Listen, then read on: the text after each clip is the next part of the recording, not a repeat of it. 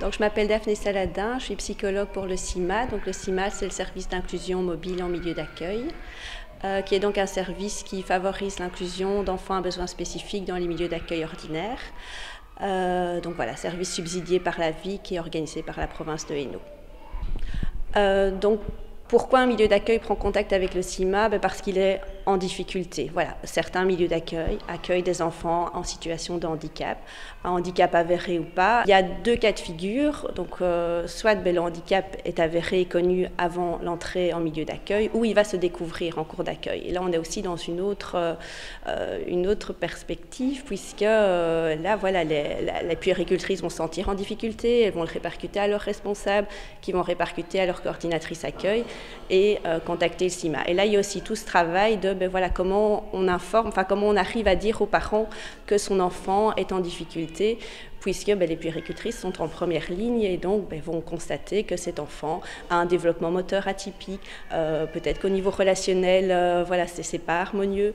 Donc voilà, quand un milieu d'accueil, voilà, à la demande d'un parent pour l'accueil d'un enfant à besoins spécifiques ou en situation de handicap, voilà, il prend contact avec moi.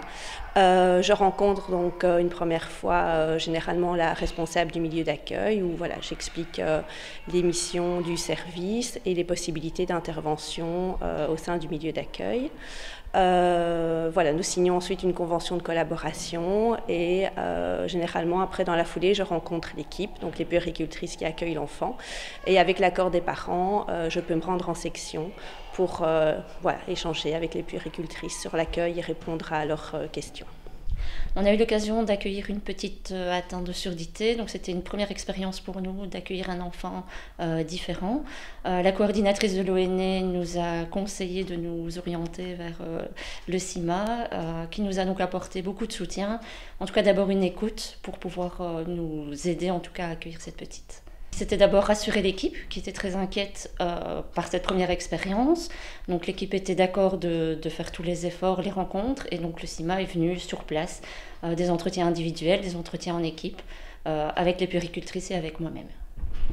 Mais on a pu discuter avec, c'est une psychologue qui est venue, on a discuté avec elle pour voir si on agissait bien vis-à-vis de l'enfant parce que nous comme on est dans tout le temps dedans, on ne voit pas forcément si on fait bien ou pas. Mais voilà, après, elle nous a donné des petites idées, pour ce qu'on pouvait encore apporter à l'enfant, mais on était bien partis. Mais je pense que les puéricultrices, voilà, malgré le fait qu'il n'y a pas une formation spécifique à l'accueil de l'enfant différent, ont quand même cette connaissance voilà, du développement de l'enfant. Et c'est souvent très riche pour elles d'accueillir des enfants différents parce que ça va voilà, les questionner sur leur capacité d'observation, sur les pratiques, sur le « on a toujours fait comme ça ». Dans la formation de puéricultrice, je pense qu'il serait important en tout cas d'avoir un module pour l'accueil des enfants différents pour pouvoir un peu dédramatiser cet accueil. Et c'est vrai qu'il y a des contraintes, mais de savoir qu'on peut être entouré, en tout cas, c'est le plus important.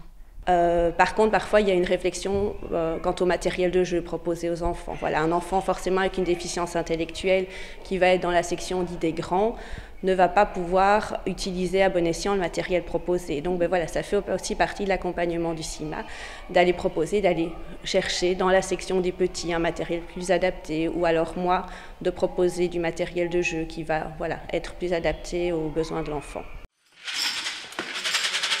Au niveau du matériel qu'on dispose ici en crèche, on peut accueillir quand même beaucoup d'enfants. En fonction du handicap, de la différence de l'enfant, il faudra certainement s'adapter. Il y a des choses qui sont certainement faciles à mettre en place, mais il y a d'autres besoins spécifiques pour lesquels un investissement, en tout cas une réflexion doit avoir lieu.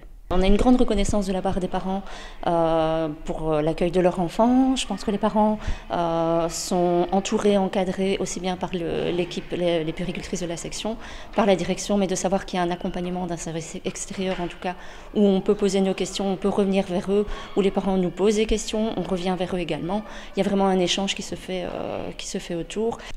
Mais nous, ici, on ne fait pas de différence, on l'accueille comme les autres enfants et on essaye de se mettre, ça dépend de la difficulté de l'enfant, donc on répond à ses besoins comme aux autres enfants, mais on ne fait pas de différence.